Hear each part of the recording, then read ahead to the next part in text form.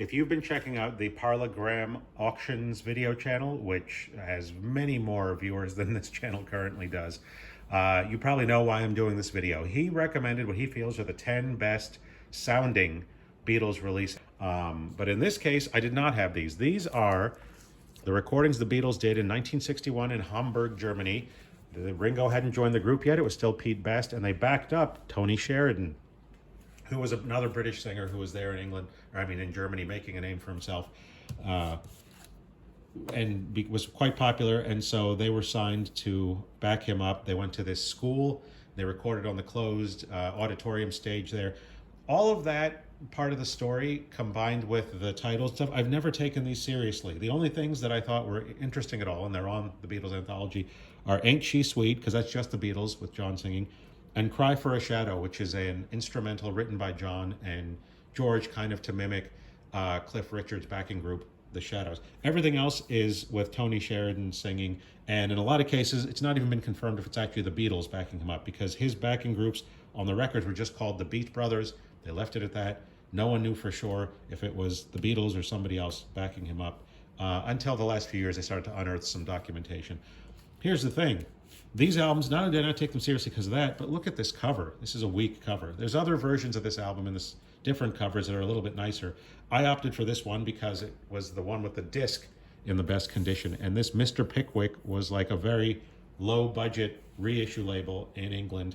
So none of this is to be taken seriously, but I listened to it beyond the first two tracks because Parlogram was saying how the fidelity was amazing because they got to use nice German microphones and tape decks and stuff, which the Beatles in England used a lot of that stuff, but they didn't have, you know, the access to it that you would have in Germany. And he was right, Parlogram, which is not a surprise. He does a fantastic work. This first side was amazing sounding from the fidelity standpoint. The music itself was also quite good. I was very surprised. Tony Sheridan singing kind of reminds me sort of a cross between John Lennon and Elvis. So can't beat that, especially if the Beatles are backing him up. And when I got to Cry for a Shadow, the bass, I love bass in my system. It was almost overpowering. It was some of the deepest, nicest, richest bass I've heard off of vinyl in a long time. So if you can find this, these are available for nothing. $5, $6, $7 in excellent condition. I would pounce on this. This is a British pressing. There are German pressings out there. And note that it says electronically created stereo. No, these are actually nice punchy mono as they were meant to be.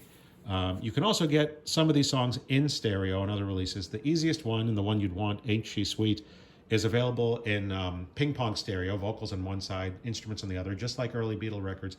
It's on a mid-70s compilation from Sire Records of British invasion tunes, and that was the only Beatles song they could get. So if you're interested in getting that in stereo, that's a place. But if you want nice, punchy mono, a well-pressed record in excellent sound, this can stand alongside some of the other, you know, quasi-legit or non-canon releases of Beatles music, such as, I've shown this box set in some of my other videos, and one of the discs inside is the Decca tapes, and this is their New Year's Day 1962 audition for Decca Records. This one happens to be on Trademark of Quality.